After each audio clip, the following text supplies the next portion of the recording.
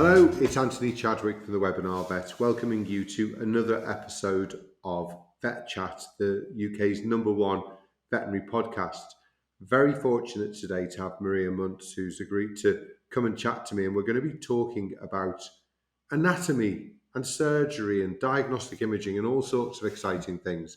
I'm going to let Maria introduce herself properly, but Maria's a vet who actually qualified in Portugal first, then practiced in Portugal, but it has been all over the world, not only practicing as a vet, but also working in the universities and bringing an applied clinical element to anatomy that perhaps, I certainly didn't have when I qualified 30 odd years ago. So Maria, perhaps give us a little intro so that the listeners know where you're coming from, so to speak, and then we can dive right into, I'm sure, some really interesting chats. Thank you, Anthony. It's a pleasure. Thank you for inviting me for this chat. Um, so I was studying in Portugal. Just like you, I didn't have any clinical anatomy or applied anatomy as a subject. My anatomy was just usual systematic anatomies and rather boring subject. I never had a passion for anatomy, as many of the students. I'm afraid. So I then started practicing in Porto. Meanwhile, I got a job at the university in Porto right after the degree began there in Porto. So it's ICBUS, it's a biomedical sciences university or faculty. Then in 2011, so about 10, 11 years later, I moved to Sydney. I was teaching there for about 2 years and a half, finished my PhD in Sydney, and I was teaching there 2.5 years with a group, the anatomy group at the USyd. Meanwhile, we moved to the US, close to Philadelphia. So I was able to teach at UPenn with Paul Orsini for some time, and I'm now living in Germany. I'm not teaching here. I'm glad I have your company to work with. I'm very happy to continue my um, anatomy teaching now on an online version. But yes, it's always a pleasure to keep providing and helping people with anatomical knowledge and supporting all the vets out there. And I think that's where, one of the points you made is really important. When we go to vet school, obviously every course is different, but I would imagine most courses do start with anatomy close to the beginning. So for the first year, 2 years, I learnt anatomy, and sometimes it wasn't really connected to those live cases. So you were learning it, of course, and you were learning where all the veins were and where all the muscles went to and where all the nerves connected to. But we weren't always able to apply that to a medical condition. I mean, we were very fortunate back in the day that we would have small classes. We obviously did some cadaver work, so we Mhm. would be leaning over, perhaps with a couple of friends, looking at what was going on in there. So we got the three-dimensional element, but nevertheless, it was still a subject that you understood there was a relevance, but the relevance wasn't coming at that part of the course. So I presume that's similar experience for you when you were learning, and I think this is where it's so important that we do move on. And I know we have a lot of WikiVet listeners who are students listening, so it'd be really interesting to hear how the model developed in Porto and then was exported to Sydney and obviously to UPenn as well. So this idea with the applied anatomy as a subject itself, we call it clinical anatomy, but it's applied anatomy, stems from the human medicine degree. So this degree was already running in the institute where I was lecturing, starting in the year 2000. and they already had this clinical anatomy. So they did what they did is they had for human medicine they had the normal anatomies, let's call them like that. It's a systematic anatomy, and after those two subjects, they would start with a third subject, which was clinical anatomy. And they always thought, and most of it was taught by specialists, but mainly by a surgeon. And they always thought that this was made a big difference between the vet schools in Portugal, because the difference between Porto and Lisbon and other human medicine courses was quite significant with the preparation of the student for later on for their future career. And so they brought this over to the vet degree when the vet degree started in 92 in the same institute. They brought this idea over to teach the systematic anatomies and then bring this clinical anatomy. So it does not exist, and it still does not exist in other vet schools in Portugal. And now I'm talking about vet medicine. And honestly, I don't know other universities out there in Europe or other countries that they really call it a clinical anatomy. What some of them do is that, like Sydney, for instance, did was after they do the systematic anatomies, they had a full dissection of a horse, for instance, and they go by sections. So they go by regions. They start with the head, and they go full full full way from surface, and they go layer by layer. It's called topographical anatomy, and they talk about the relationship between the structures all the way to the deepest structures, but still not so much looking into the applied benefit of getting the anatomy, but more looking into the relationships between them. Hmm. Yeah, so I try to bring that into UCID, this applied part of anatomy, and at UPenn the system was just too eclectic, and it's just that so much information that they get in such a short time. It's crazy. It Very is such a huge different systems, subject, isn't and it? You know, we're not only learning anatomy of dogs, but also cats, horses, cattle, yeah, sheep, pigs. exactly. And actually, trying to remember all of that is terribly difficult. Whereas, actually, when you're operating on for a hysterectomy, or whether you're operating to do a cystotomy or whatever, there there is certain things that we need to know that actually allow us to do those operations. So the two things, you know, we learn anatomy partly to do surgery, don't we? That's the reason we Yeah. learn it, or many of us do. I know not everybody does a lot of surgery, but we are veterinary surgeons. You know, that's what we're classed as in the UK. So, how do you see sort of an academic, if you like, anatomist who perhaps isn't doing surgery? Can those two groups come together and work collaboratively well together? Is it important to Yes, have both of them, you know, within a group at a university? that is the thing exactly. So the point is that I believe the main problem at universities and that anatomy becomes a monster is because, in fact, these academics, so the people who are teaching these subjects, so they don't have a background of being practitioners themselves. So they focus on their knowledge and giving this information over to the students without really giving them a purpose, just for them to understand why this in fact will be important for their future. And this is what I find is lacking on most universities, that some of these people realize that there has to be some interconnection between anatomy and surgery, anatomy and diagnostic imaging, and or imagiology as a subject. And actually, I did have that in Sydney. I had a very engaged surgeon, Chris Tan was his name, at the University of Sydney, and he was coming over to my classes to relearn anatomy from me, and so that he would get better with his own knowledge and his surgeries. So there should be, and there could be, some sort of interconnection between anatomy and surgery, or anatomy and imagiology. But as you've said, across the world, we're not necessarily getting that anatomy is still being taught very academically rather than, as a mixture between obviously academically, but also in an applied or a clinical sense. Hmm. Yeah, unfortunately, it's still very academic.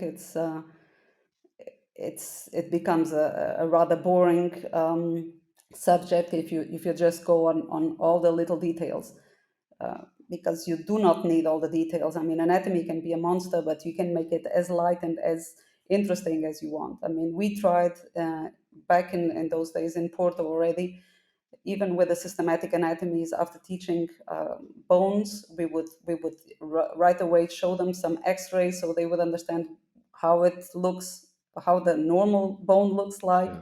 how it articulates with the other bones, how this image, rather than a three-dimensional what you see in the cadaver or with the bone itself, how it looks in the X-ray with a two-dimension imaging, and then recognizing right away. I don't. We would show them some pathologies. We would say them fractures. We would show them arthritis. We would show them some simple examples of abnormal situations, so that they would have Hmm. this power to have the ability to recognize the abnormal right away. So they would be happy to be able to do that by themselves. Understanding normal radiographs is really important, isn't it? Because if we know absolutely what the normal is, when we see something that doesn't quite look right, we'll know Yeah. that, oh, that shadow there, isn't just a normal shadow. It is something that we should be concerned about. And I think we certainly got this at Liverpool University, but it was then in year 4 and year 5, which is then, 2 years after you finish your anatomy. And of course, you've begun to forget some of that anatomy. So bringing them all together, would be Yeah. better. Obviously, I don't know exactly how they teach the subjects at my old university. It's a long time since I've went, but obviously, if some of the students are listening to this from any of the universities, because with our WikiVet website, we get a lot of students coming to WikiVet and then obviously to Webinar Vet. It would be great to get an insight, and maybe there's a survey. Maybe Maria, we should set up a little survey at the end of this podcast, which people can look at underneath and can answer if they are students, and let us know what the situation is like in their universities and whether some of these Yeah. ideas are catching on, because we also have some newer universities like UCLan just up the road in Preston now. Um, Keele Harper Adams has opened just the last couple of years. I think there's one opening in Aberystwyth. So we are opening up new vet schools now at quite a rate. And I think when I was at university, there were about 5 or 6. There's now probably Hmm. closer to 10. Wow. So the numbers have grown rapidly over the last 10 years. So it will be interesting to see if the newer schools are teaching in a different way, or if indeed the older schools are applying different models, or that they've stayed very strictly to the sort of model that I experienced when I Yeah. was at Liverpool. From my experience, I would say that the older universities have stayed with their old methods and their old ways. And our university in Porto was a newer one, so it Yes. was in '92, as I said, that they started with a degree, and I believe this is the reason why it was also something more innovative, that somebody brought up with this Mm. clinical anatomy, and there was more interaction between the practitioners, because there was the hospital in the institute itself, and we were always in touch with each other. Yeah, I must say, I was really disappointed. We had our 30th year reunion 2 years late in September, and it clashed with the Dermatology Congress, which was happening Hmm. in Porto last September. Oh, So I missed Porto. I did go in the 80s, and one of my passions, one of my things that I enjoy doing is drinking the Porto wine. So I had a very enjoyable few days in Porto, and I love the city with the boats and the names of the different port houses on the boats' sails. It is yeah. a fantastic city. The other I think I Thank really you. love about Porto is we always beat you in the football. I'm a Liverpool supporter, so they're my memories of Porto. But I would love to go back at some point. So I'm hoping that will happen sooner rather than later. Oh, Porto has changed so much since the 80s. It's a complete different city nowadays. Yeah. But of course, much more tourism and many more immigrants. It's a completely different I place. went I went at a good time when the port houses still allowed us to go in and taste their wares for free, I think. Yes, I'm afraid I'm not a port wine fan, so I cannot say if things have changed in the wine cellars. I do Yes. know that there's meanwhile beautiful museums there, which did not exist at the time in the Yeah. 80s for sure. Yeah, It's Porto a very is still similar very tourist. setup to Liverpool in that we have a river flowing through the city. So the River Douro and the River Mersey.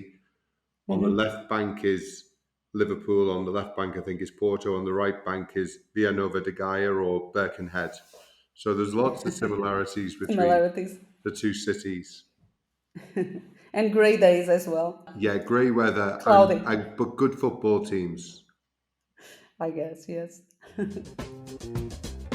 Did you know the Webinar Vet has a public community Facebook group?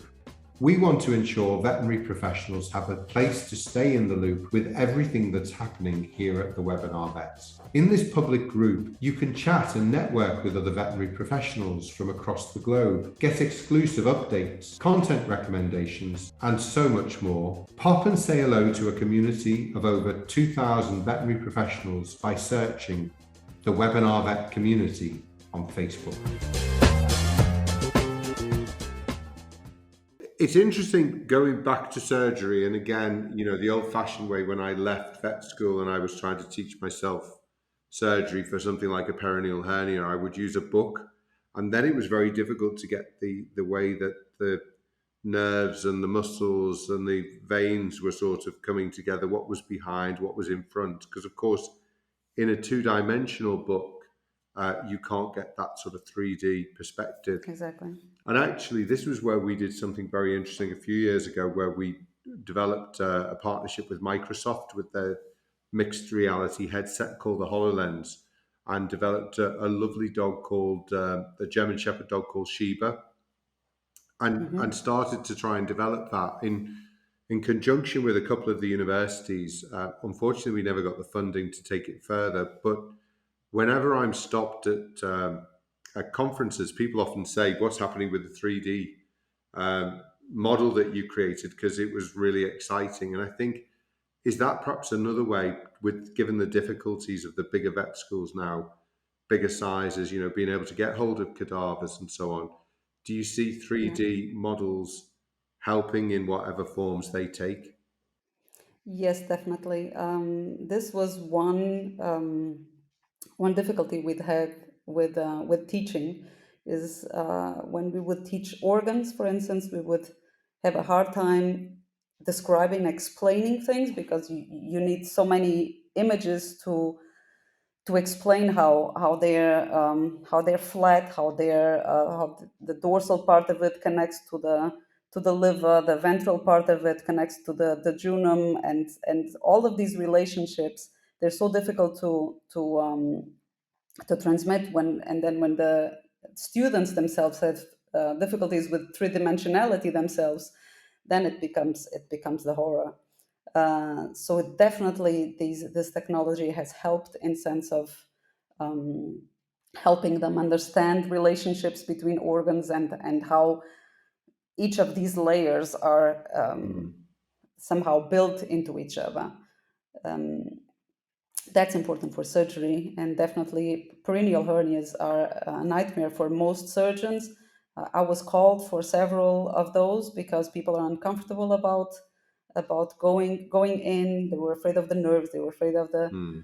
pudendal vessels, pudendal nerve. They were afraid of the muscles themselves. What is the obturator internal or Yeah. any muscle in there, and how would you flap it in, and how would you move it?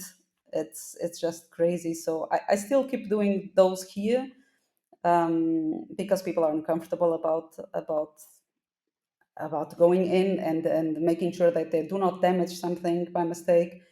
And it's just, of course, with the perennial hernia, things are out of place, and so you don't see the normal anatomy, you see something out of the ordinary. So if you're not used to seeing the normal, then out of a sudden you go in, you see something abnormal, and you're like, where am I? I'm lost. The book is not helping because it's showing me something normal, and I cannot continue. So definitely 3D helps, and but cadavers are in the end the best tool. You have to go And and feel. see it live to see how it really works. And this is what most surgeons do when they have the cadavers um, that they have in stock or whatever.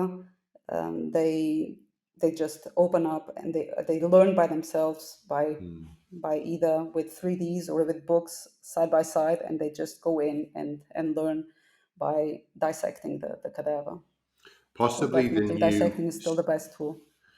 possibly the newer students being more digitally orientated and used to maybe gaming and things on their computers. That 3D is even easier still, isn't it? Because whether it was a book or a blackboard, to learn that and to see the different layers was really difficult. Whereas I think if we can learn in 3D, that is going to quicken up our processes of Yeah. picking up things. Because if we can, obviously everybody learns in a different way, but the visual memory is a very important part of memory, Is isn't it? yeah, the most important one.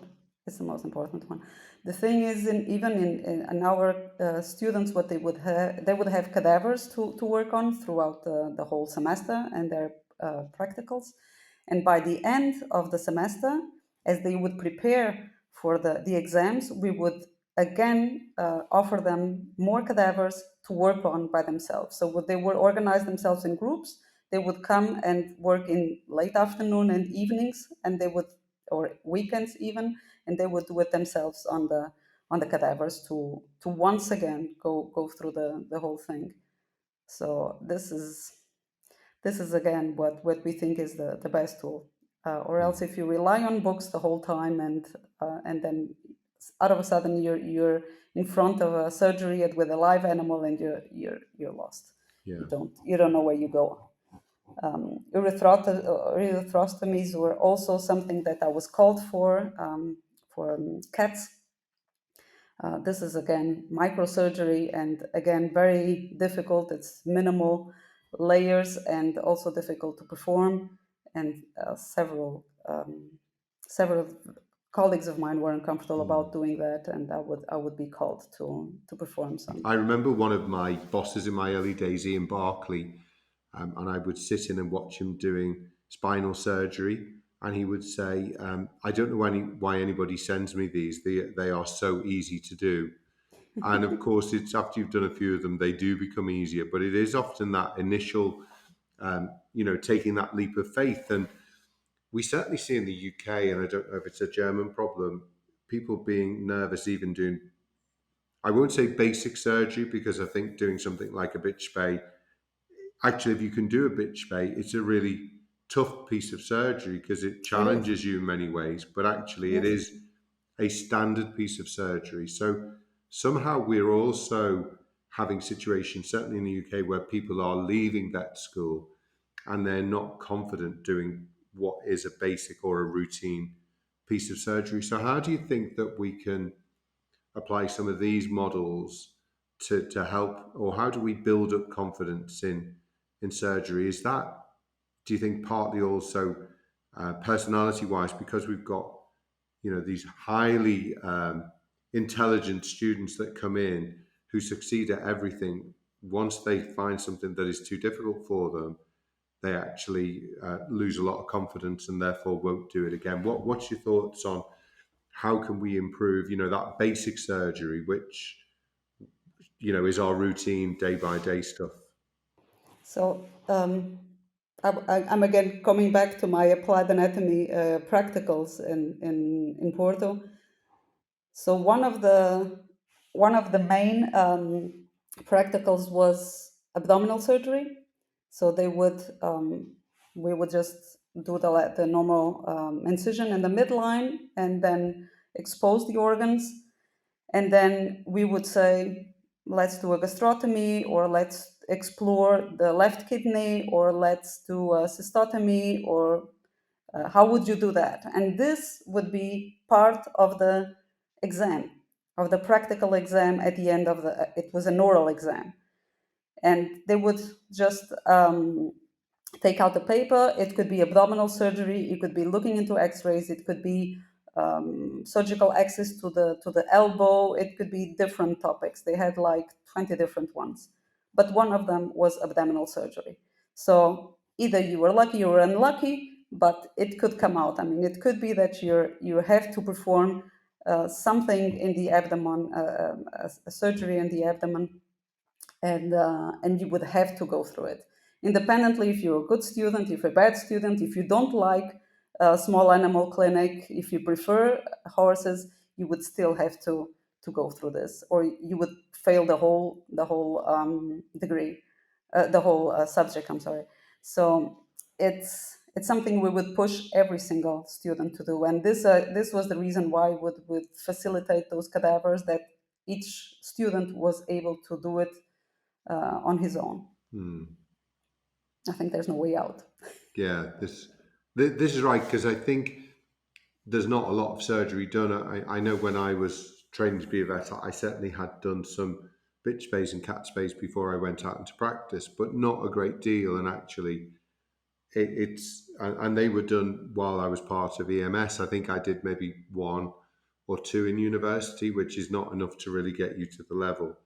The more of this you do, the better you can. And of course, it's finding the right practices for EMS that will let you really get involved. But you also putting yourself into a difficult position, because it's easy to stand in the corner of the room, but actually you want to be next to the surgeon saying, can I have a go at this?